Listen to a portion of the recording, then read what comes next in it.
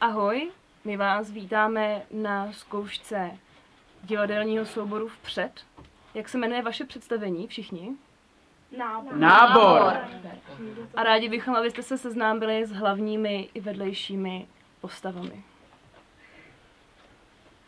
Hlavní průvodčí Evžen. Stevartka. Mafián Augustín. Pošťák z pantomimy. Průvodčí z pantomimy. Rodič z pantomimy.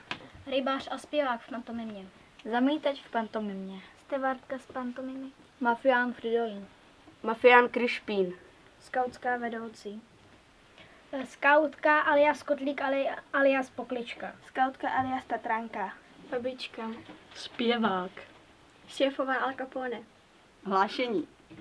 Já to hlášení pouštím. Režie. A já tam hraju průvodčího.